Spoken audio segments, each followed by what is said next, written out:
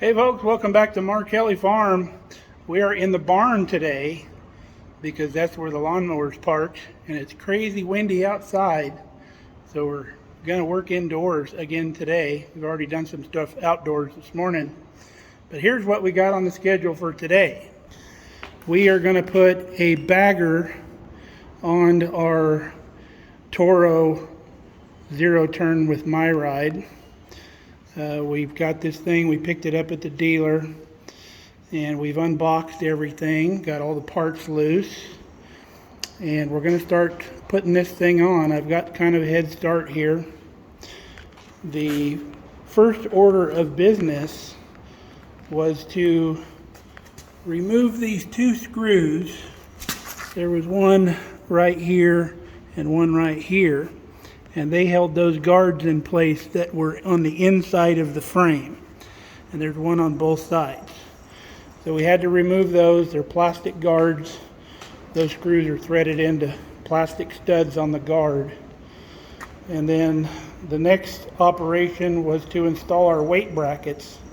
There's one on each side. You can see the orientation of them right there. And there's two bolts that hold those on.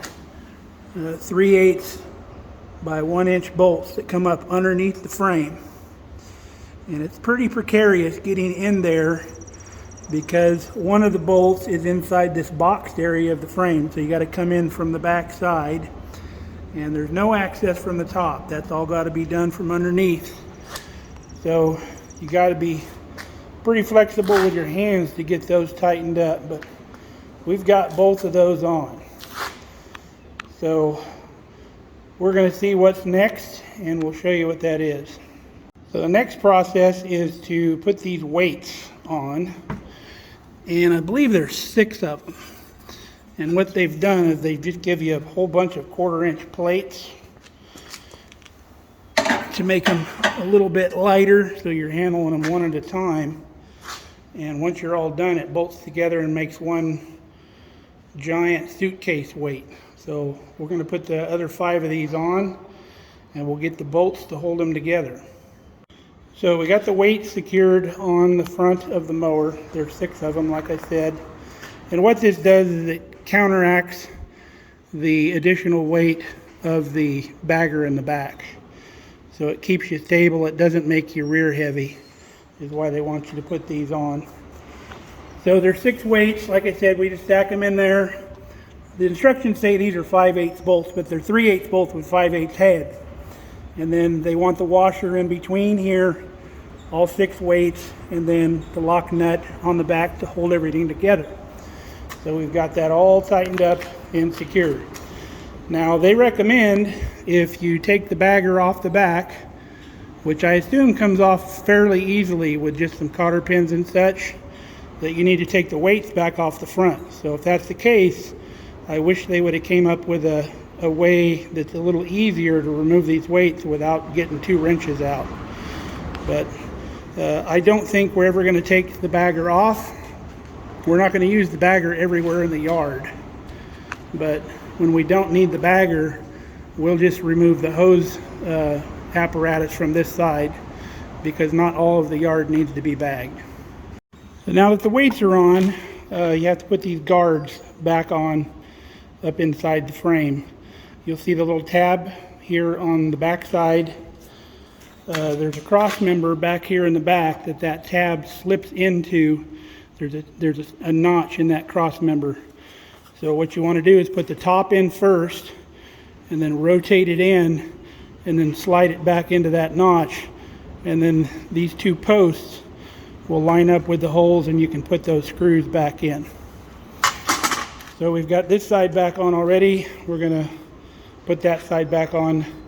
The socket that you need for those bolts is the 3/8 if you use a socket. Just don't over torque them, because those are only plastic. All right, next up for the installation is this stabilizer bracket. It goes right on top here is the motor guard on the back.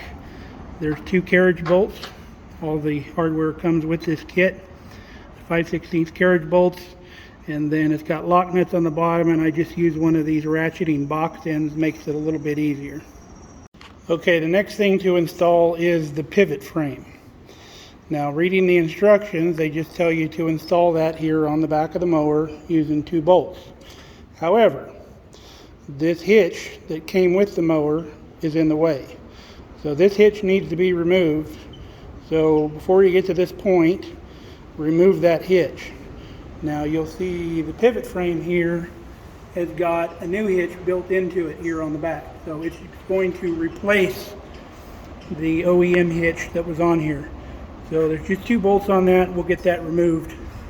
All right, the instructions have putting 2 bolts in the top 2 holes of this bracket, but there's 4 holes back here in this bracket. So what I did is I took the bolts that came out of the old hitch and just threw them into those lower holes. You never can be too secure. And then the next process, if you see those other 2 holes down there, they've sent some tapping bolts or tapping screws, 5/16, to come up through those holes and I guess tap into that frame down there. So we're going to put these up from underneath and screw these in, and then this bracket will be on. So I got those 2 screws put in. They've made the holes so they are the right size for that tapping screw to go into, and they went in with very little resistance. And because of that, I feel like at some point they may vibrate out or whatever. So at some point I'm going to get some 5/16 nylocks and I'll run them down on those screws, and that'll keep them together.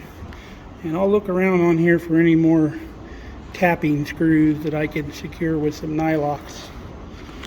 So that's on. Let's see what's next.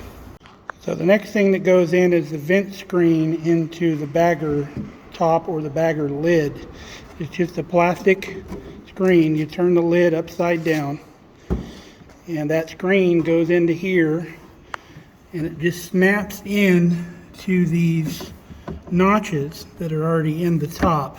You got to kind of bend it around a little bit to get it to snap in there, but once it's in, it's in. And what this does is it vents this area out, so it leaves an area here where air can get out of the bagging system, so it doesn't affect the pressure coming into the bagger, which would keep the grass from coming up that big long tube.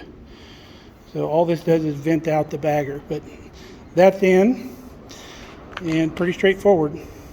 All right, the next process has you installing these brackets onto the bagger lid. Mine came with the brackets already installed, so that's a step I could skip. Now these pins on the pivot frame both go the same direction, and you can see these little tabs that are bent up on the notch or on the pin, and you have to get the lid rotated just right to where it will slide over those pins. There is a notch in the bracket, so if you pivot this towards me, you line this pin up with this notch, and this whole lid will slide to the right and come off. So it doesn't take any kind of tools or anything to remove. Kind of handy, but hopefully it doesn't want to come off on its own. We shall see. The next process is just to install the bags, and they just set on the brackets on that pivot frame. There's handles on the bottom of the bag for when you dump them. You just pull up on the back of the bag, comes right off of the frame over here, and you can grab that handle underneath and dump the bag out. But you can see on these brackets there's tabs on both sides which holds the bag in the middle. So to take the bag off, you just pull up on the rear of the bag, it comes right off.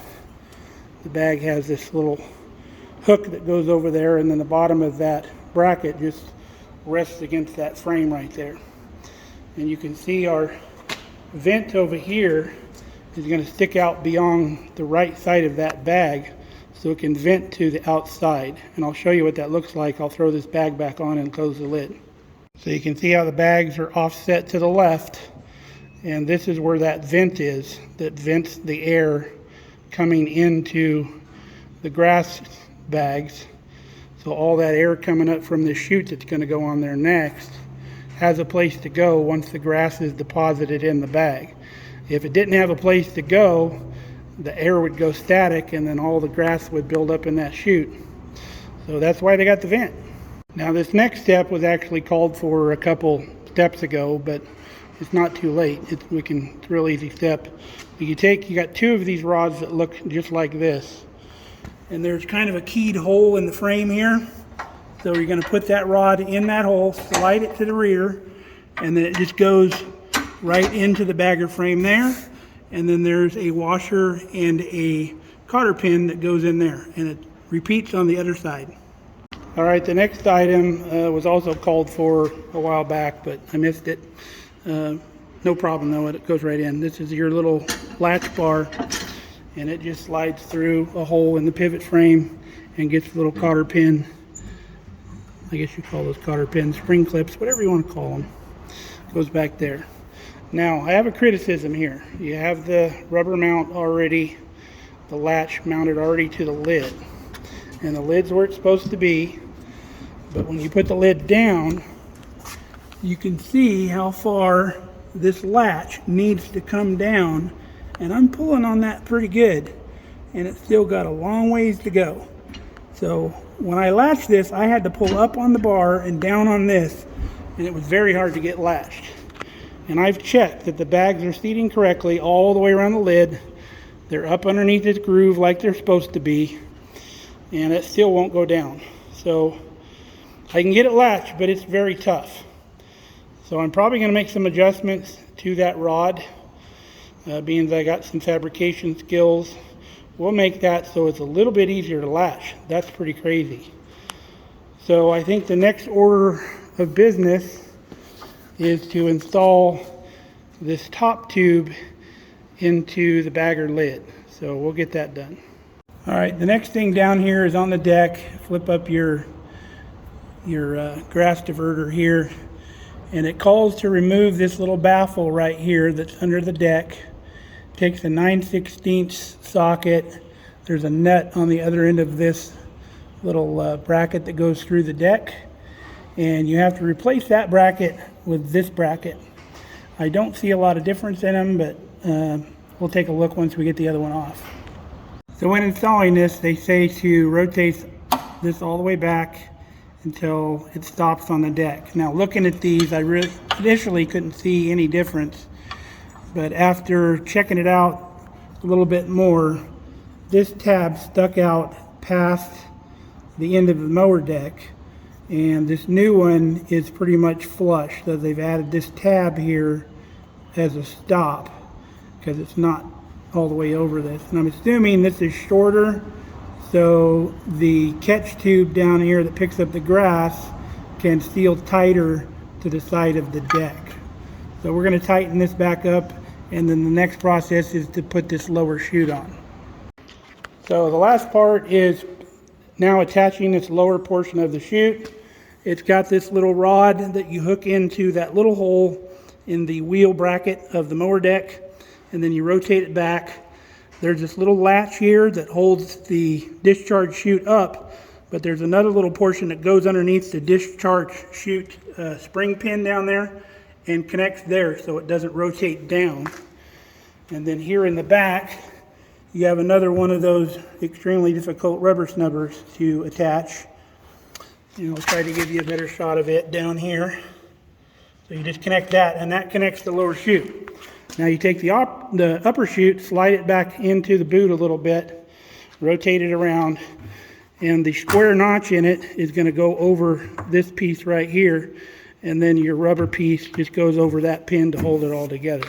It's pretty sturdy, and that rubber piece is much easier to handle.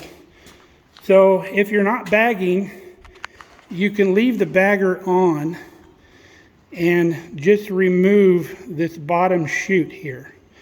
It comes off fairly easily. Just undo this, take that rubber snubber off the back, rotate it out this way, and the bottom chute comes off, and then you can mow as usual.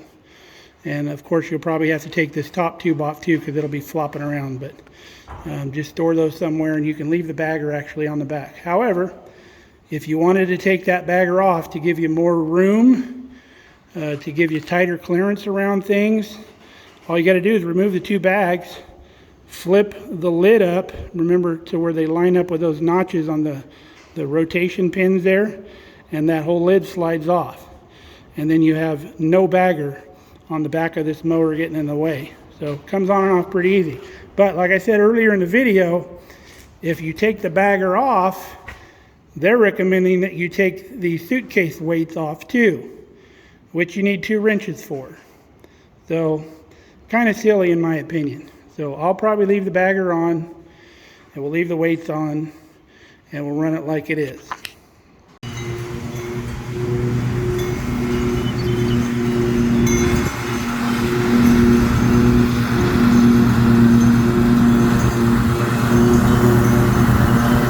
So now you got a bagger. So there's some things you need to think about when you're using a bagger, because if you do this stuff wrong, you're going to think that bagger is a piece of crap and it's not working. But it's probably operator error if it's not working. This thing's got quite a bit of power, and it's going to blow stuff up that chute readily, easily. So here's the rules you need to follow. Make sure your grass is dry before you're doing any mowing, and that's with or without a bagger, because if your grass is wet, it's going to stick to everything. It's going to clog up the bottom of your deck. I've already seen some stuck grass down underneath there that we don't know our grass wet, but it's stuck anyway. There's moisture in the grass, so we're going to have to clean that out.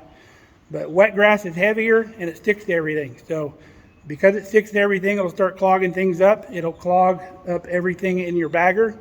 Even with a push mower, that wet grass gets in there and all that sticks inside the pores of your bagger and clogs up the pores of your bagger to where the airflow is jacked up. So make sure your grass is wet, put your hands down in it, move your hands through it, and if it feels dry, it is dry. If it feels wet, wait.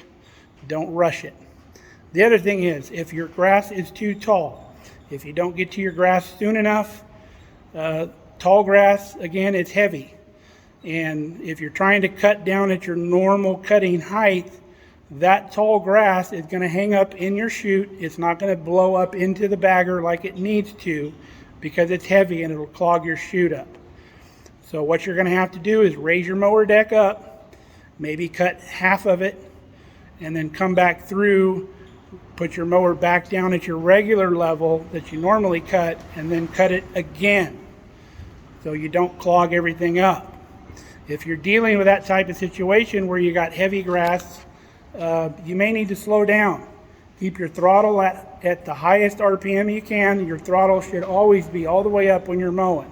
Unless it's super dry grass and it's dusty conditions and you don't need a lot of discharge, maybe you could lower your throttle a little bit. But if you're bagging regular grass or mowing regular grass, your throttle should be all the way high, and that gives you the most power and the most airflow up that chute as you can. So it's all about throttle, cutting your grass at the right length.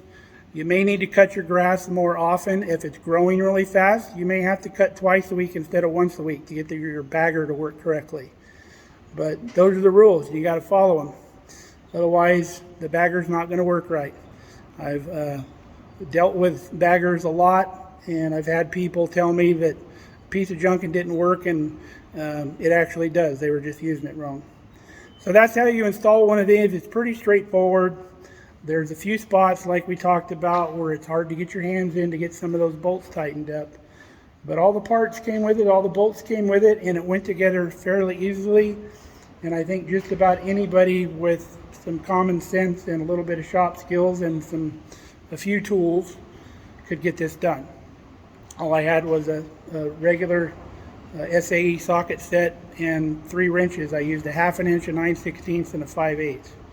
So those are the 3 wrenches you'll need in corresponding sockets. So if you want to buy one of these things, we paid $6.99 for the bagger unit. It's a regular Toro bagger unit that fits this machine. There's what she looks like all together. Now, you're wider on the right hand side now than you were before. You've always had the chute sticking out here, and they recommend anytime you're edging with the left-hand side of the mower. You don't edge with this side. So anytime you're going around a tree or curbs or anything like that, use the left-hand side of your mower. And your mower deck is the widest part of the machine, so you should be able to turn around things pretty tight. If the deck's not hitting, nothing behind is going to hit either. So it's going to follow around. You can see you got a longer profile now. So the mower used to stop here, and now it stops way back here. So that's a lot longer unit than what you're used to. So if you're backing up, be mindful you got a lot more back there. So let me know what you think about this operation here. You can do this. Get a hold of your dealer if you need one. We were leaving too much grass up by the house. We got a little bit nicer lawn up by the house. We'll show you. So we got some pretty good lawn up around the house, and then all this stuff down here it's not fescue, it's like Kentucky bluegrass down here. So we won't bag any of this stuff down here, but we do want to bag up and around behind the back of the house. And that's why we got it. We were leaving a little too much grass on the lawn. So if you got any questions or comments, leave them below, and I will answer them for you. And until then, stay safe, stay healthy, and we'll see you back here at Mark Kelly Farm.